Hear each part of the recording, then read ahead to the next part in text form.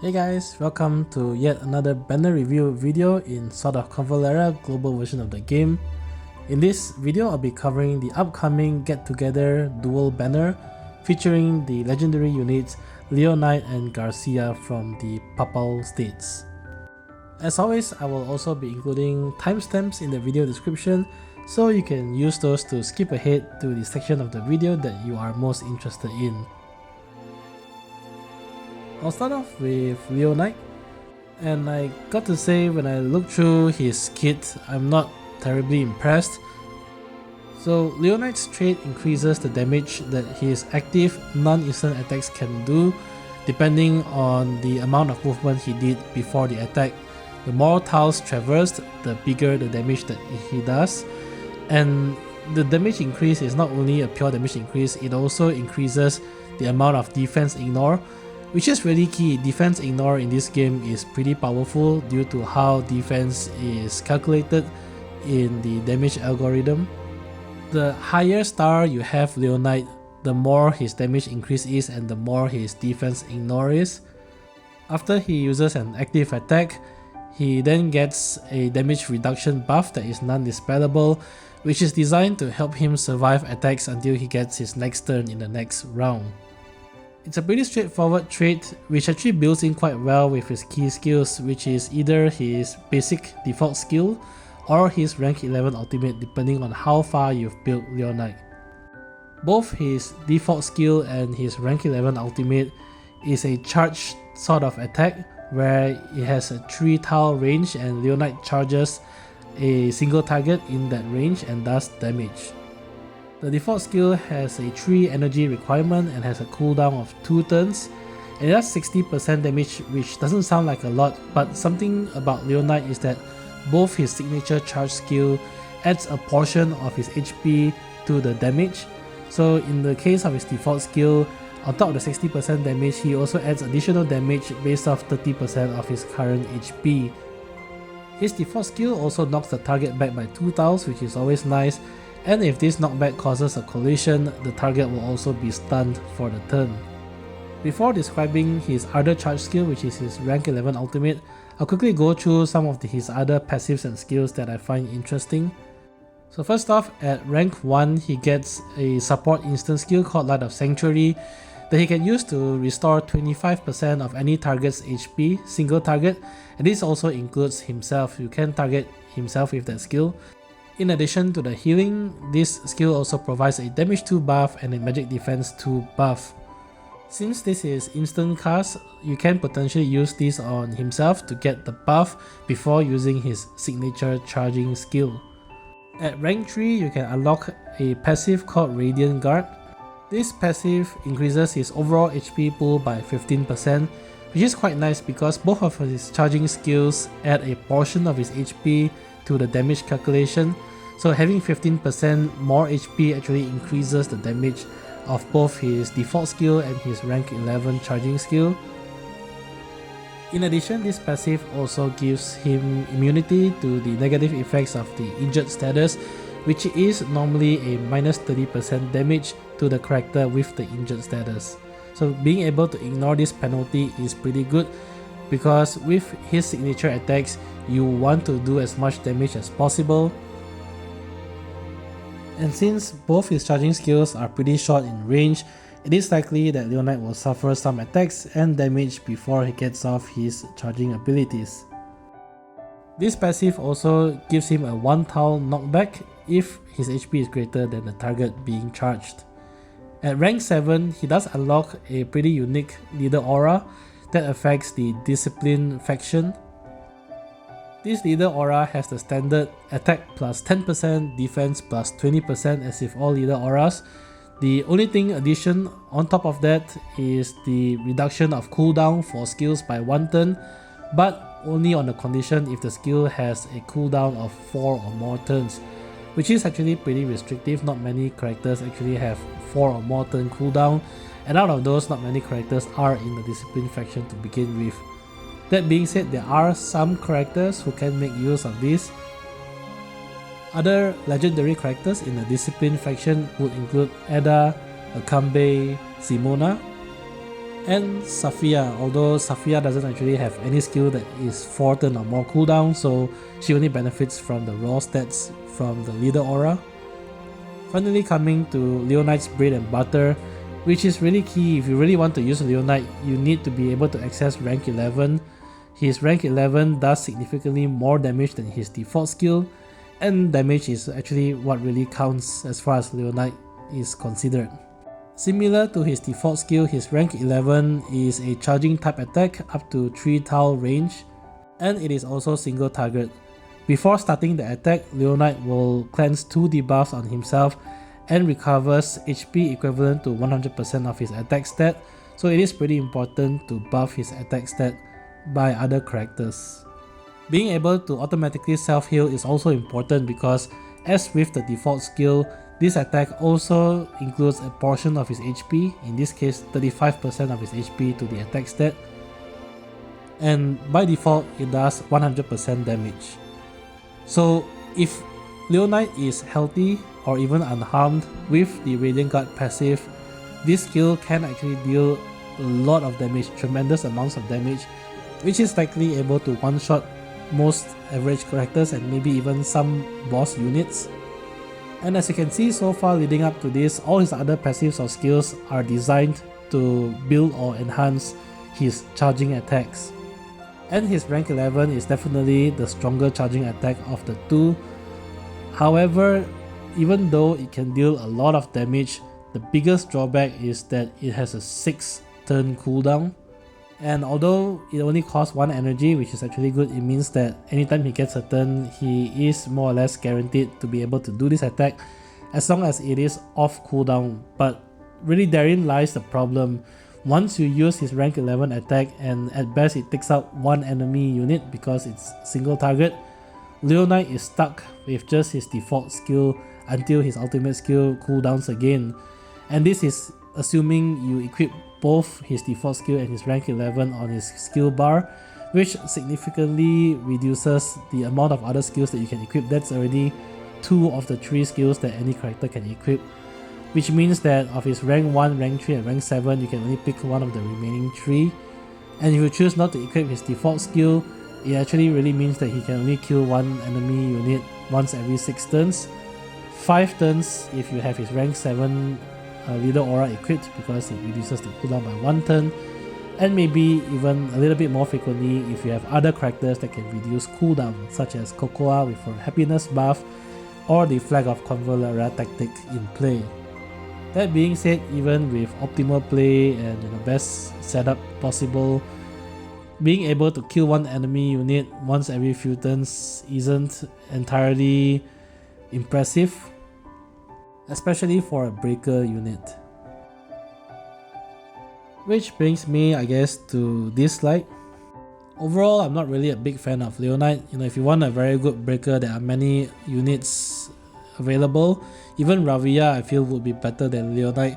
At least Ravia has the knockback on the basic attack and better sustain than Leonide. And at the time of Leonide's release here, we would still have August banner up, and the question I have in mind is really, why do I bother spending resources trying to get Leonide when it's a dual banner to begin with, so it's only a 37.5% chance of getting Leonide if you get a legendary, when I can spend the same amount of resources and get a 50% chance to get August. Leonide's charging skill can have a very high ceiling potential, potentially I think even out damaging August in a single attack versus single attack scenario, but the conditionals are pretty high. He requires a lot of HP investment and build. He requires to have very high HP, ideally at maximum HP when he does his attack, or at least the attack heals him to maximum HP before doing the damage. And you would need to have fairly high trait stars, at least in my mind 3 star or more. The higher the better, because it does contribute to the damage and defense ignore that he does. If you have all these satisfied, then his charging skill can be very, very strong, but then you have to think about the 6 turn cooldown. I suppose, if you think about the other discipline faction units, you can maybe put together a gimmicky discipline faction team, such as Ravia Leonide, Ada, Akambe, and Simona. But even with that, and you put down a Flag of Convalaria, say, his ultimate still has a 4-turn cooldown, and quite honestly, by the time his ultimate cools down to be able to be used again, you most likely already won the battle. And on the flip side, if his HP is low, his ultimate does terrible because the base damage is only 100%, which is more or less a basic attack. Which means that even in PvP, it's very difficult to use him effectively because anyone who knows about his kit will just snipe him from afar to bring his HP down, and he wouldn't be much of a threat after that unless you can heal him back up before he attack, or keep his HP full or shielded or something like that. In my mind, it is quite a lot of effort to protect Leonide just to get him to kill one enemy unit once every 4 to 6 turns, depending on how much cooldown reduction you have. It might be a different story if the cooldown is less, but maybe with a higher energy cost, or maybe if the skill actually hits more than one target, then maybe there's some potential there. But the ability to just kill off one enemy unit, this frequently just really isn't that impressive. And beyond his charging attack, he doesn't really have many other attacks in his arsenal. His leader aura is really too gimmicky, I feel, and I think it's really one of the worst leader auras out there. To make full use of it, you need to build a disciplined faction, and I don't even know why you want to build a team with him as the main breaker in the team. And overall, he's really just a one-trick pony. He goes there, use his charging attack, and then you have to bring him back and wait for him to cool down again, and you rinse and repeat. Now what about Garcia, which is the other banner character? I feel Garcia is actually better than Leonide, but that's not really saying much because I don't really have a very good impression of Leonide to begin with. Garcia is really one of those characters that is characterized by being a slow starter, but once she is ramped up, she is really ramped up. At max potential, she probably does the highest damage out of all Seekers, maybe even the highest damage unit in the game, but that is assuming she's at the maximum ramped up potential. And to get the most out of Garcia, you really need her at high star trait, ideally either 4 or 5 star. And depending on the number of stars her trait is, also she can potentially start off the battle with 2 stacks already. There is no way to reduce the stacks, and this buff is not dispellable. Each stack of the rotational acceleration does increase her attack and defense by 4%. So at 9 stacks, you already get a 36% bonus to attack and defense, which is pretty massive. On top of that, once you hit 3 stacks, she gets a 30% boost to her crit. At 6 stacks, she gets a 30% boost to crit damage. And assuming you get to reach 9 stacks, at 5 star her trait ignores target's block status and 40% of the target's defense, which is pretty huge. Considering that, assuming you have her at high star, she starts off at 2 stacks, so at the start of her first turn she gains 1 additional stack, which means that she gets the 30% bonus to crit right at the start of battle as well. It all sounds pretty nice, but the problem is that this is not really the same as how August's rage stack works. The problem with Garcia's buff is that the only way to increase her stack is at the start of a turn. It does not increase per attack as with August, it only increases right when she starts her turn. And even if, say for example, you use a unit like Inanna to give Garcia another turn during the round, only the first one counts to give her a stack. She doesn't get more stacks the more times she acts in a turn. The other way to increase her stack is to use her default skill, which is on the bottom right hand side. Her default skill is a basic attack that starts off only at 120% damage, which is a little bit below the average. Most units usually get like 130 to 150% damaging skill. That being said, it only costs 2 energy, and if you kill an enemy unit with this skill, she gets 1 additional stack of her rotational acceleration, which is really key. And this also means that you must equip her default skill in her skill bar and use it in order to get to as high stacks as possible of her signature buff. That being said, if you hit 6 stacks of her buff, her signature skill increases the potency from 120% to 165%, which is suddenly one of the best skills in the game, considering that it has no cooldown and only requires 2 energy. Not forgetting, at 6 stacks of her buff, she has a plus 30% crit and plus 30% crit damage to boot, on top of the 24% bonus to her attack stat. So this attack would do a massive amounts of damage at 6 stacks, and even more damage if she gets to 9 stacks overall. Looking at her other skills, on rank 1 you actually have quite a difficult decision to make, because both her left side and right side skill on rank 1 is pretty handy. Which one you go for, I think, depends on who else you have in your team and what you actually like to use more.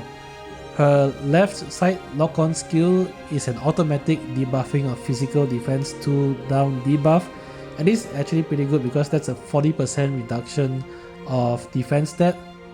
It does have drawback though, in that you can't actually manually choose which unit gets the debuff. If there's only one unit nearby, then obviously that unit gets the debuff. But if there's more than one enemy unit nearby Garcia, the unit with the highest attack stat gets the debuff. That being said, if you don't have any other way to apply physical defense to debuff, then I think you should pick the lock-on skill. If you do have a way to inflict physical defense 2 down debuff, then you might want to consider the right hand skill, which is Battle Fever. Battle Fever gives Garcia damage reduction after she uses her active attack on her turn of 15%. If she does deal a critical hit, this increases by 25% for a total of 40% damage reduction until her next turn.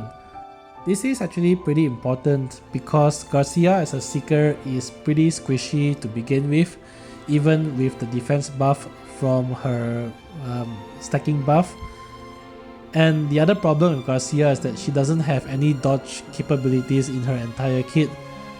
And along with that, her attack is also at 1 tile melee range, so in most situations you move Garcia pretty close to the enemy and start hacking away, and in most cases she will actually die before she gets to high stacks of her trait. So if you want to improve her survivability, then Battle Fever is the way to go. The 40% damage reduction on top of her defense buff from her rotational acceleration buff does help her survivability significantly, and she can get pretty tanky if she manages to last until she hits high stacks of her stacking buff. At rank 3, she gets another pretty good instant ability that she can use to improve her survivability. Rank 3 Taste of Blood, although it has a 4 turn cooldown, it only costs 1 energy, and it allows Garcia to dispel 3 debuffs from herself, recover 30% HP, and importantly giving herself the potential burst buff.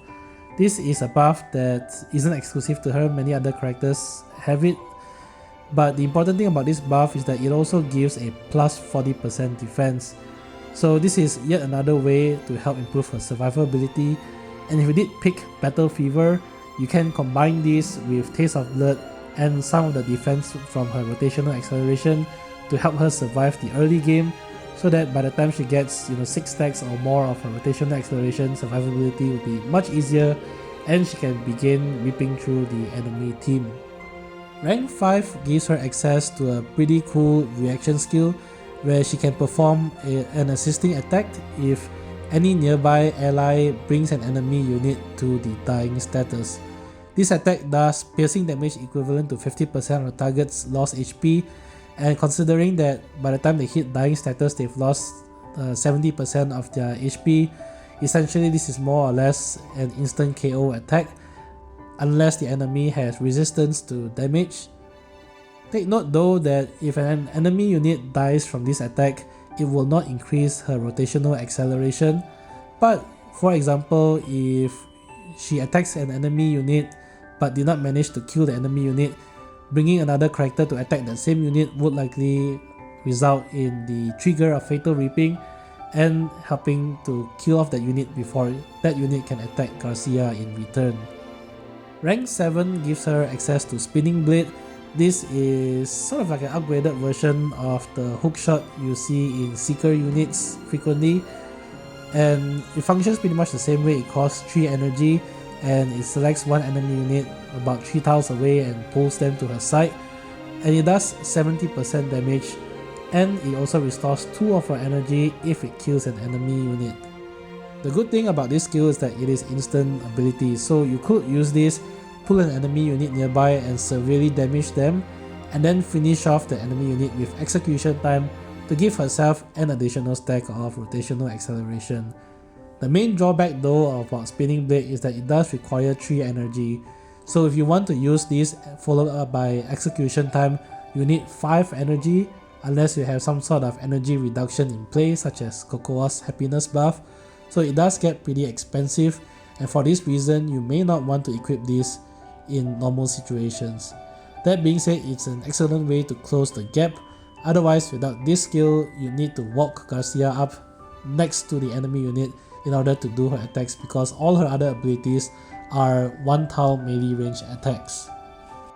Now, I didn't mention any of her other skills beyond rank 7 because I don't think they are as impactful as the skills here, keeping in mind of course that you can only keep 3 skills or passives on a character.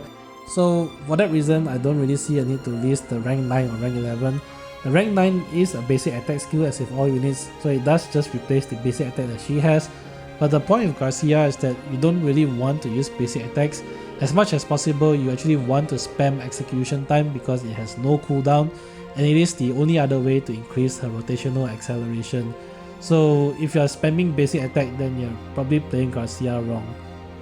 And out of her rank 11 ultimates, I don't think either is worth putting on a bar. Personally, I think you're better off served putting one of her other skills on her bar, and her execution time would be her ultimate, assuming you get her to survive to high stacks of her rotational acceleration.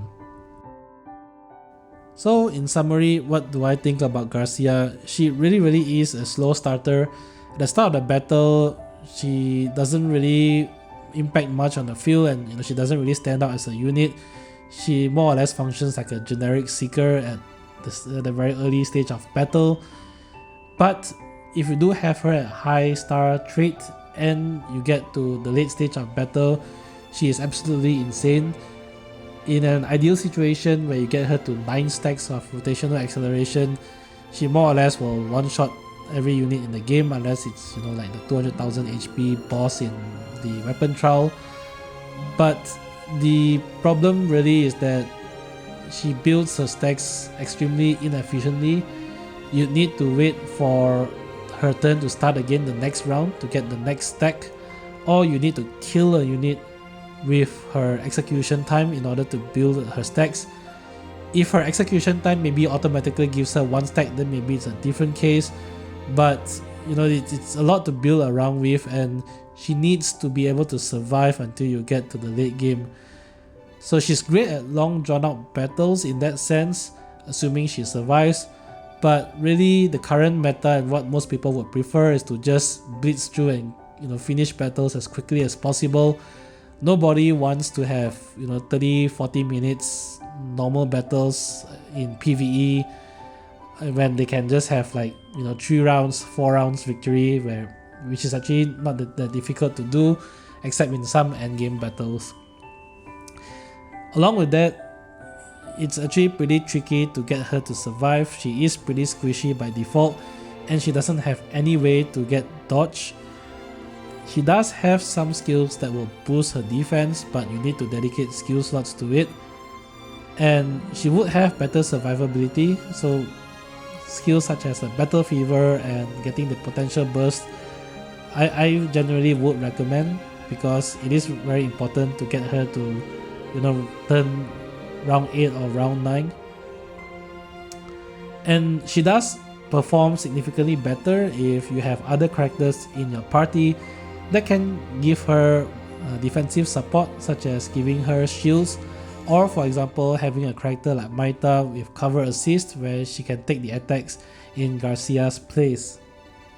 If you build around her, Garcia can actually turn out to be a DPS monster, but to me, I don't really think I would want that. I actually do have Garcia. I've pulled her right at the start of the game by luck, but I've never actually used Garcia ever. there just isn't a lot of PvE stages where it lasts that long to the point where you get 9 stacks. And in PvP, again, most people would know and kill off Garcia as quickly as possible. So it's really hard to make her shine. And if you do have like a showcase of Garcia, most people would just have ended the stage way before she reaches full potential anyway. So I don't really see much of a point of a slow starter, at least at this stage of the game. That's it for this video. I hope the video helps. Till then, I'll catch you guys in the next review banner. Bye!